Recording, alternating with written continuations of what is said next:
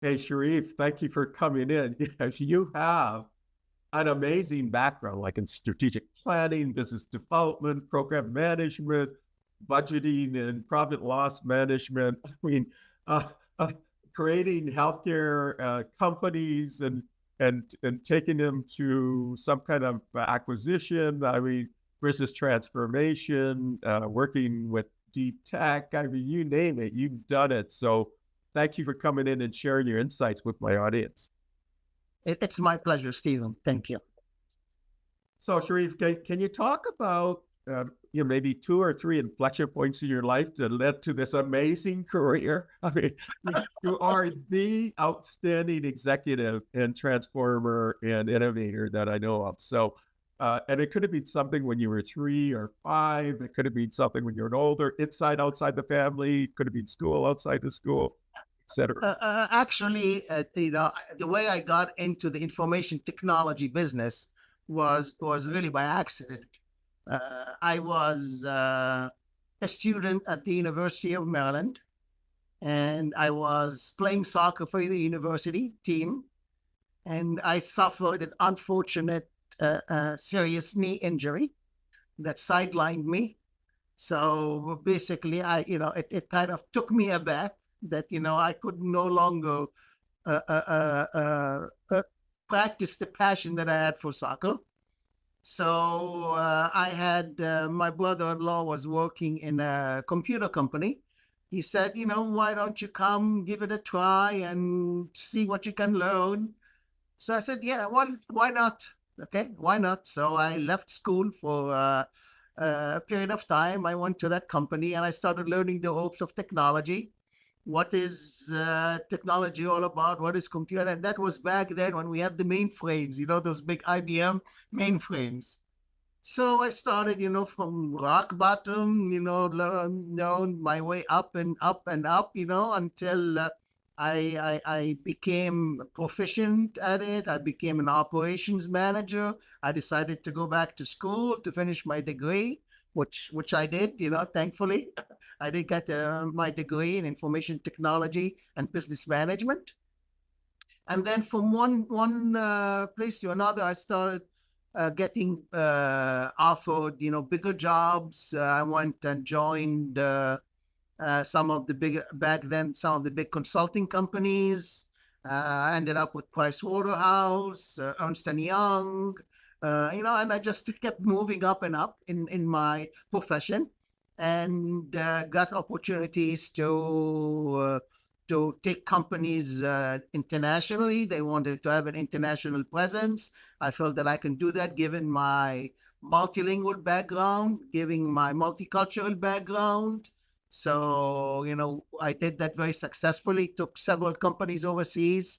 They were very successful in doing work overseas. And then I joined, I was in Iraq for 3 years during the invasion, helping out organization there to navigate the landscape. And I worked very closely with the multinational force.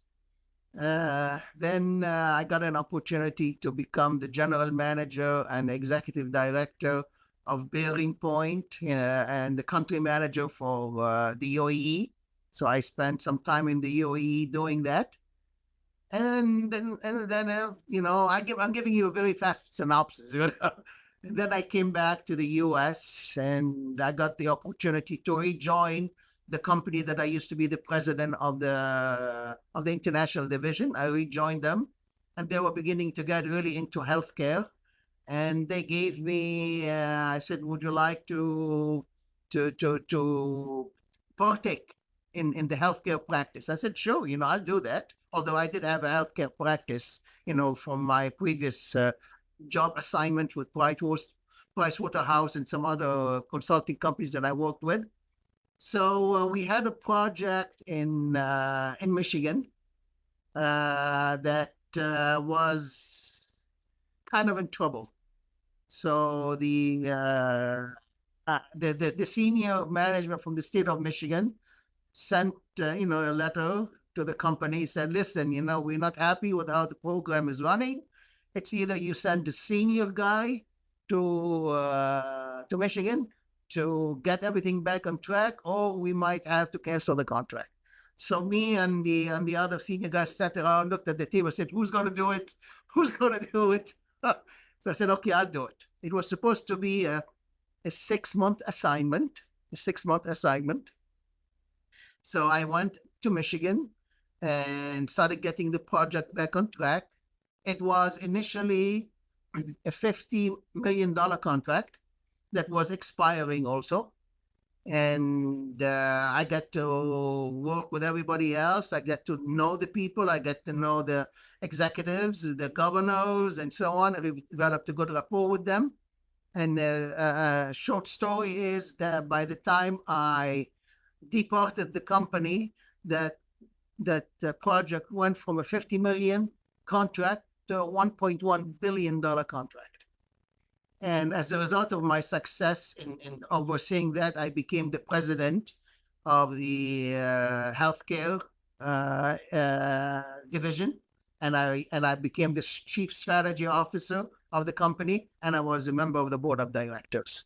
Which then, because of the innovation that we had introduced in the Medicaid field and the healthcare field, obviously other companies were very interested in acquiring us. And at that time, I became, a part owner of the company as well.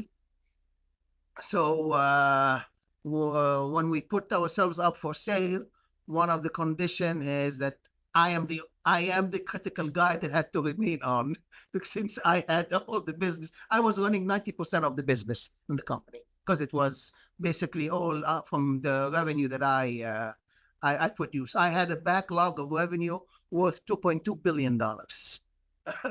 So, the company came, the private equity company came, they put an offer, it was accepted. And I had a 1 to 3 year focus with them, whereas after 1 year I could exit the company. So obviously, when you have a new company come in, you have new strategy, you have new ideas, they bring in their own CEOs, they bring in, so it became apparent that it's probably not ideal for me to remain in the company, because I saw that this was my baby. I nurtured it all the way up to where it is. And then all of a sudden somebody else is coming and then calling the shots. And so I decided, you know what, I think it's better for me to exit, then I exited the company. So that's in a snapshot. So I'm hearing that you had this kind of early interest in tech, and you were involved in the early days of computing, and Yes. And you ended up with a Bachelor of Science in Information Management at the University of Maryland. Yes. You then got into Price Waterhouse and Ernst & Young, working for those consulting groups, independent consultant as well. Then you got involved with the Client Network Services Incorporated, and Yes. As president and chief international operating officer. And then you ended up with other companies as well. But you, in being with companies like Berry Point, where you were like a general manager and a senior executive in Client Network Services, you were able to do so much execution that you ended up being chief strategy officer, president of Health and Human Services, a member of the board of directors. And you were instrumental in growing that substantially, what they were doing, and that led to an acquisition. And it was a tremendous growth, but a proof of your ability to execute. But you realize that now it's under a new direction, so it's time to seek other opportunities where you can lend your skills and your capabilities to the market. That's correct. Yes. I mean, I did do a lot of charity work. In the meantime, I was involved with a lot of charitable organizations. I was appointed by the governor of Michigan to be on the board of the Children Trust Michigan, which is an organization that looks after abused and neglected children in the state of Michigan. So I was twice, I chaired the entire big gala event. I was the chair of it. Me and my wife, we chaired the gala. I mean, you can even look it on YouTube. It's going to be there. If you look at, you will see it. I also was part of the St. Jude, and I was on the executive committee of the Arab American National Museum. I was also appointed by the previous governor, Governor Snyder, on the Commission for Arab Middle Eastern Affairs, which is an advisor to the governor of how to leverage the Arab Americans, how to endear, to them more so they can get more involved. So I got myself involved into a lot of other activities that really helped me in my growth. I mean, that's how I grew. That's how I learned. That's the exposure that I had from all the different companies allowed me to really grow and my capability and my ability to increase and taking on new assignments and the confidence that I received from that. Okay, so together with all of the innovation and all of the execution as a chief executive and as a senior leader and as a strategist and taking things to acquisition, you're the recipient of the American Chamber of Commerce Economic Building Bridge Award. That is correct. You served on the Children's Trust Michigan Fund Board of Directors and chair of the Stakeholders in Education Subcommittee, appointed by the Governor Whitmer. You served on the Hyperverge Advisory Board, you served on the MedMatch Advisory Board, served on the U.S. Global Coalition of Michigan Advisory Committee, served as the honorary chair of the Children's Trust Fund for 2020 and 2021 fundraising gala, served on the National Advisory Board for the Arab American National Museum and member of the executive committees. Multiple posts on the state of healthcare and the socio-technology innovations, the endowment chair at the Georgetown University, contributed to the Arthur Young International Business Guide, authored the Strategic Information Technology Engineering Plan Methodology, and you did some stint at Yale in executive leadership program. Yes, that is correct. I'm tired reading or just going over these items. I mean, it's just a marvelous history of execution. Well, because you have this tremendous leadership capability and provable action that you've taken that have made a significant impact to your country, to the world, maybe you can share some of the lessons. Okay, so what are your lessons in terms of being a CEO or being a president or a chief executive, or CXO within an organization? What are the lessons that you want to share that you think that others who either are in those positions or aspire to into those positions lead to success? So, well, definitely, Stephen. The first thing is you can't do it alone. You need a team around you. You need to have a capable team around you. You need to have a team that trusts you, trusts your leadership. You need to act as a leader, a servant leader to them so you can help them succeed. Because if they succeed, you succeed. Let me tell you a very funny story. I was once sitting in a meeting, and the people looked at me and said, "Can you really explain to us what is really your role? What do you do in the company?" So I looked at them and I said, "You really want to know what my role is? Very easy. I will explain it very easy. One word. I'm the sweeper." So everybody looked at me and said, "Sweeper? What do you mean by that, the sweeper?" I said, do you know the Winter Olympics? Do you know the game hurling?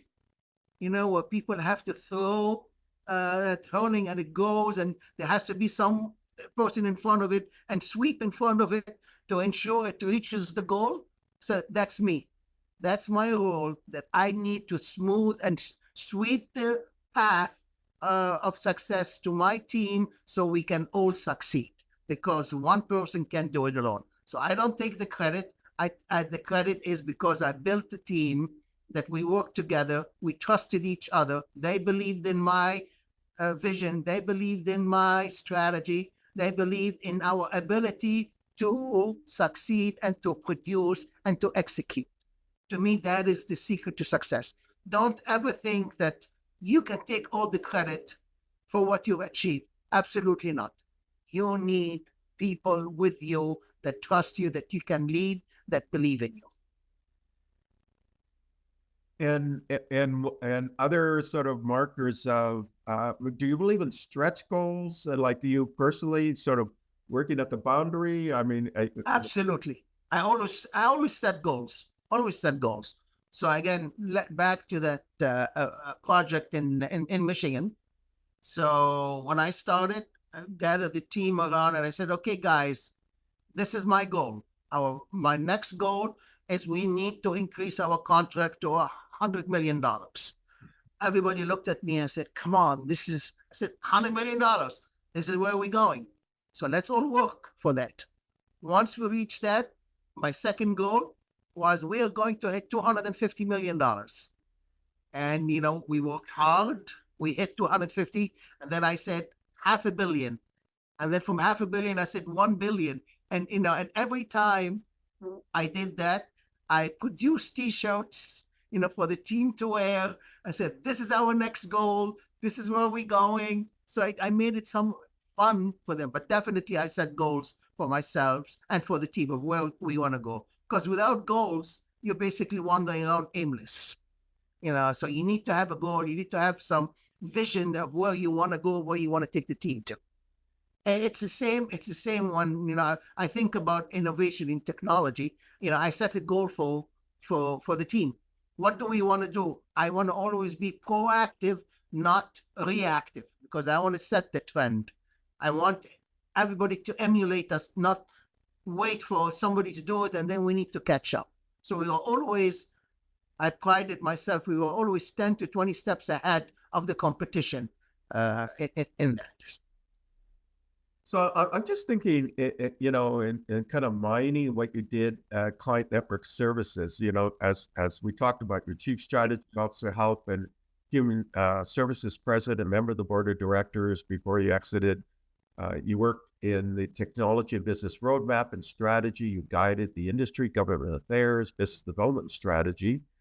But a big part of what you did was incredible growth, as you mentioned. But you also pioneered and implemented the first of its kind cloud healthcare technology Medicaid management information system. And I know Michigan is probably ranked in the top 3 in the US in interoperability and the ability to integrate within the healthcare system. And so very advanced, almost like a model for the rest of the US. Can you talk about some of the lessons you learned in the healthcare and doing that work? And then where do you see that going, not only in Michigan, but also in other parts of the US and then globally? So first of all, talk a little bit more about what you did in healthcare. And then, what are the gaps and what you hope to see in healthcare in general in the US, and Michigan is a North Star. So you could talk about Michigan, then how you can see that proliferating through the US. And so it gives people a picture of where the state of healthcare is right now in the US. Actually, it's a great question, Stephen. I'm glad you asked that. So every Medicaid state goes through a cyclical period of probably every 10 years, they need to change the system. They need to change the infrastructure. They need to upgrade. So and that is usually very costly. You're talking about a very costly undertaking that CMS, Center for Medicaid Services, which is a government-owned organization, funds the development and the upgrades of these undertakings. So it's split between the state costs and the federal government that pays it, because it addresses Medicaid. And Medicaid, is a national healthcare program. So when the time came, and hearing what the federal government was saying, or CMS was saying, that we need to be very mindful of the cost. We need to because you're talking about states can range between 300 million to 1.5 billion dollars, in the undertaking, and that's a lot of money. And it ranges between 5 to 10 years for them to do this. So I sat and I said, what can we do to revolutionize the industry? What can we do to streamline the process, to ensure that it doesn't take that long, and to ensure that it doesn't cost that much? So I sat with my team and we started brainstorming, what if we developed a cloud solution? Everybody said, you're crazy. It will never happen. You can't do that. I said, let's look at it practically. Now, when we implemented an MMIS, you usually went with a big bang. Big bang, like implemented everything. What if we started modularizing? We build one module at a time, and we build the hooks between those modules that can be integrated. They said, that sounds fine, but it's you're stretching too much. I said, you know what? Why don't we put a concept together, and let me have that concept, and I will take it and I will present it to the state of Michigan first to see if they are open to it. And once the state of Michigan is open to it, let's go to the federal government and present it to them. You see if they are open to it. So, we started formulating the plan. I presented it to the state of Michigan. They were very intrigued by it because I did a cost-benefit analysis for them. That what is the cost compared to doing it the big bang? What is the cost over a long time if it went to cloud computing? And then with cloud computing, you can invite other states to participate with you, and they can start sharing the cost. So it's not becoming one state's cost, it becomes multiple states' cost. So they liked the idea, and we found an able partner in the state of Illinois, who's right next door to us in Michigan. They were looking in replacing their system. So we told them, would you be interested in partaking in this venture with the state of Michigan? They said, oh, yeah, sure, So I went and I met with the leadership of the state of Michigan, the governor of Michigan and the governor of Illinois and the senior staff. We presented to them. They liked the idea very much. So once they were both on board, it was a turn for me to go to the federal government, CMS, and presented that to them. So sat with them, with the chiefs there, explained to them the benefits, the cost benefit. I did a cost benefit analysis to show the differentiation between one state doing it alone, being cloud computing. They basically, after a year and a half of going through studies, they said, let's move forward with it. So hence, cloud computing in MMIS was born. So we became the first in the nation, or actually in the world, to establish cloud computing for the MMIS. And we started modularizing, doing module by module. As a matter of fact, now, other states, instead of buying a whole system, they could just buy a module by module. And that was, again, something very intriguing to CMS and the other states. So I went from Michigan, Illinois, doing a full system, to going to Hawaii, Arizona, doing a modularized system, Texas doing a modularized system, Utah doing, a cloud computing system. So it started going across. I remember the competition came to me and said, how the heck did you pull that off? Why would you ever do something like that? Because you're losing revenue now by going to each state individually and getting all this money. I said, no, on the contrary. I make more money because I can have the system up and running much faster, and then I can charge for the maintenance and operation of the system instead of waiting for 5 to 7 years or 10 years until the system becomes operational. So what I saw in that is we actually streamlined implementation of the MMIS. We modularized it. We made it safer and easier to implement and not fall for all those costly runovers that projects usually take because of changes. And if you wanted to change requirements, you wanted to change specification, being on a modular basis was much easier to change in a module rather than have to change the entire system. So that, and obviously I started introducing new ideas as part of modularized system and solution, such as what we have in the Medicaid is something that's called pay and chase. Pay and chase is claims that come in, they get paid, but then they discover that there were errors in the claim. There were incorrect claims, so they had to go back and chase and try to recover the money.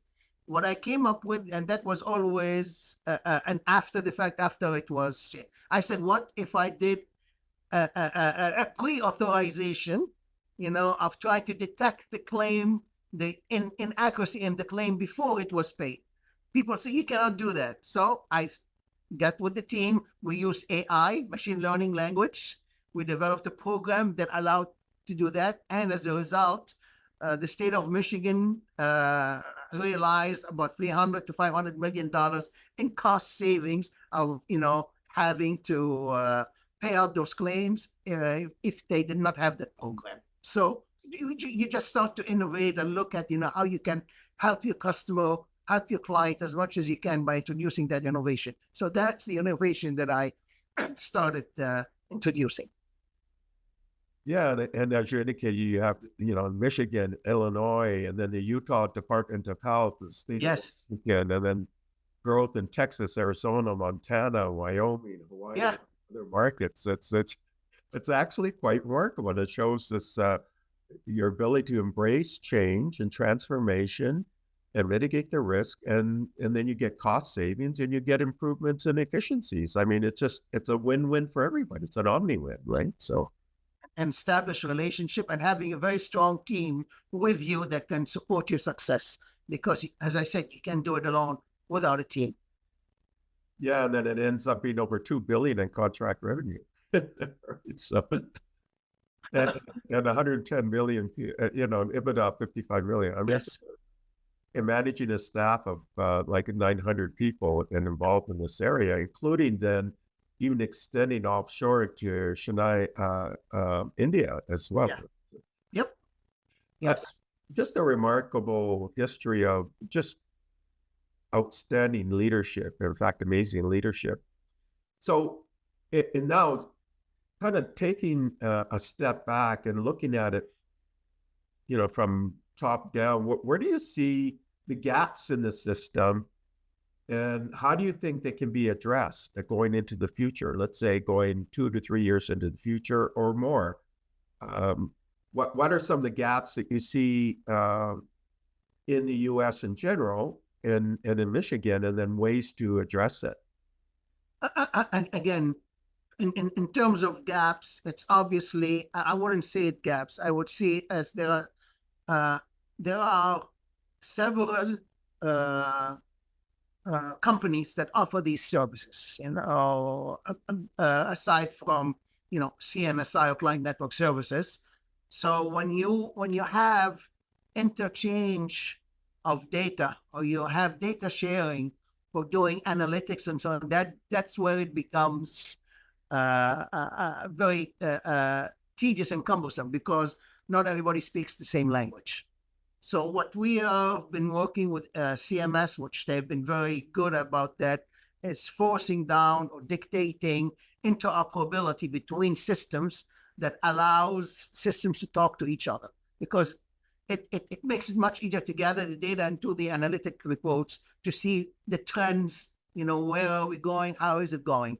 So to continue working on those gaps of trying to ensure systems talk to each other. Obviously, it's easier said than done, because not every company wants to share their secrets, because you basically open some of your code, your source code, and it's very difficult to do that because it's proprietary code. You spent your years developing it. You don't want to just open it, but there are some hooks that are being made available so they can interchange data. So to me, it's interchanging the data. To get the analytics is the most important thing, and to rely more on AI for predictive modeling, such as in opioid abuse, to look at the patterns of how opioids are being abused, which are the providers that are oversubscribing. So you can identify this ahead of time. You can identify episodes that could happen, rather than be proactive only when somebody overdoses. Then you go and react to it. So if you and it's institutionalizing it. But remember, each state is independent. Each state makes their own decision. So if you cannot force every state to do that. So some states are very open, very very eager to absorb innovation. Some states are very conservative about it. Some states are very big. Some states are very small. So you have to work with them to convince them, to show them the cost benefit analysis, because it does cost money to do all that stuff. So is there a role for your feds to get involved in some way, or are the states so independent that the feds just... Oh, no. Definitely. Remember, Medicaid and Medicare are governed by the feds.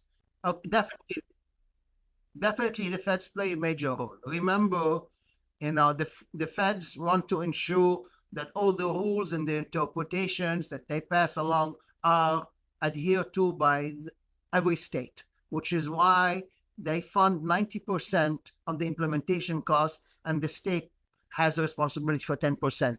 If you look at it, it's a rule of thumb. It's an MMIS system is composed of 80% federal mandated requirements and 20% state mandated requirements. So yes, they play a very strong role when they decide, again, similar when the feds came down or CMS came down and said, we're going to be implementing Obamacare.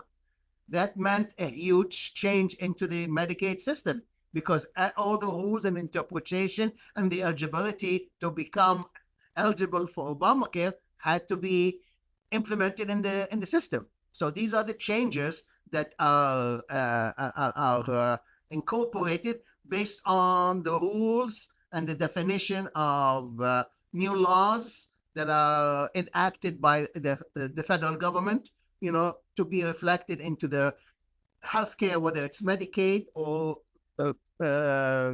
Medicare solution. I mean, you did a challenge is interoperability, right?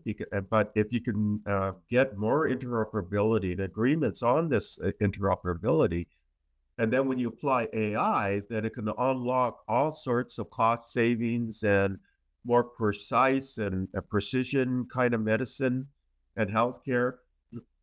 It's and really enable population health initiatives. So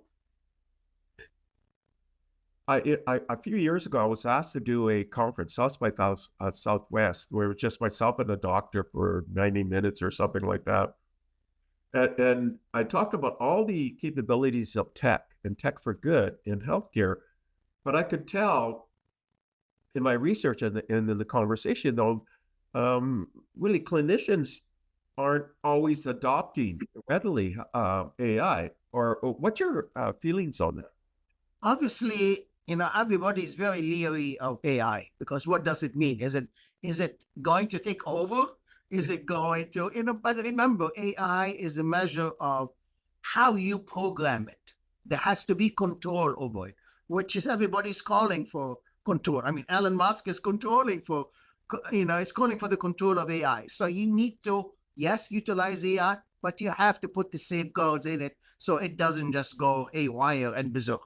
So as I shared with you, I was one of the first pioneers in using AI in healthcare when we partnered with IBM Watson to do predictive modeling on opioid abuse. I mean, we have to ensure that the data is properly scrubbed, the parameters are properly defined. Otherwise, it will give you, answers. It's not what you want.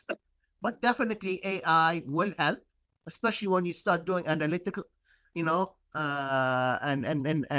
feed it all the data, and it learns. It's a machine learning, and it has to learn the patterns and become predictive rather than reactive. So definitely, it will help the encrypted. But remember, it's very different also from doing a surgery. Basically, MMIS Medicaid is processing claims. So what we detect, AI helps us very much in detecting, I don't want to say fraudulent, but improperly built claims, because fraudulent becomes a very big word. So improperly built claims, so we can detect the patterns of how is that, because providers do try to game the system. They do try to game the system to submit a claim. I mean, I had, again, an example, some of the program that we developed. When you submit a claim and you say, it's a claim for Stephen's right hand, it was broken, so we needed to fix it. That's a very valid claim, right? But then they would come back 3 months later, right hand broken for Stephen. It's a valid claim. You don't detect that until after you process the claim and so on. So with the predictive modeling that we introduced, it's a machine learning. Say, wait a minute, Stephen just had a broken hand 3 months ago. How can he have another one? If he does have another one, then the provider needs to offer the proper documentation, proper results, and so on, so we can validate the claim before we can pay it. So that's where AI comes in that process and would help very much. And in an eligibility, the same. How do you determine eligibility for a patient to be on Medicaid or not? I mean, that's where it comes in the hand. And I think it will go a long way to simplifying and speeding up, especially approving recipients of Medicaid and Medicare, of course. So I see a big future then in the application of AI machine learning in healthcare. Yes, definitely. So we're just in the last 2 or 3 minutes of this chat. You personally, you've got this amazing career success, and then you had this great exit, an exit being a very positive point in when you're leading a company. And so where do you want to go now? Again, I'm having as you say, the 5-year itch. I've enjoyed my free time, gardening, taking care of the house, spending time with the children. Things that I didn't do before, because I was constantly on the road. I was constantly traveling. So I missed a lot of those moments. But my children are growing up now. And, I think maybe it's time for me to re-enter the workforce again, leading in an organization that looks for somebody that can leverage my experience and expertise, the passion that I have, and moving things, executing things, innovating. So I still have that passion in me. It hasn't died. I thought it would die, but it's still there. I like I like seeing myself involved. I want to involve. When I read something and I look at something, I said, wow, we could have done it. They could have done it this way. They could have done it this way. Oh, when I have been asked by many private equity companies over the past 2 years, when they have gone to acquire healthcare companies, I was their go-to guy to contact to give them a laydown on the market, the ecosystem, the analyzing the companies, telling them, is it a good buy or not a good buy? Where is healthcare going in the next 5 to 10 years? What's the landscape? So I've been used by multiple private equity to do that, in their goal to acquire healthcare companies. Because healthcare company, it's a business that will always be there. It will never go away, because healthcare is needed by anyone and everyone. And there are constant changes. New administrations come in, they make changes to the rules and regulations. You gotta put those changes. Another administration comes in, they negate this one and they put new one. So there's constant work. Healthcare business is very, very profitable business if you know how to run it properly. Very, very profitable, very dynamic, and one where you can mitigate the risk, providing you have experience. Yes, you have, right? exactly. So, experience. You need to understand Medicaid and Medicare. You need to understand that to be able to run a profitable and good business. You can't just come in as an executive, say, I'm an executive, I can run, without the understanding of healthcare technology, without the understanding of Medicaid, Medicare. This is the business you want to be in. You will not succeed. You need to have that knowledge. So, Sharif, is the last question is, what are your final recommendations to the audience? And you got about a minute. My final recommendation to the audience? Yeah, recommendations. I think embrace healthcare technology. It is needed. Sometimes it's expensive. Don't be too shocked with the price tag that comes along with implementing new innovation. But in the long run, it is going to very much be what's the word I want to use? Is going to be very much needed to streamline and speed up, receiving of healthcare to every individual, whether it's from a Medicare perspective or Medicare, because you need to, when you go to a provider, when you go to a hospital, you need to be able to get service right away, not to wait to see whether you're eligible or not. But which is why having whether you fit the criteria, you don't fit the criteria, that's why technology will help you get your healthcare services much faster.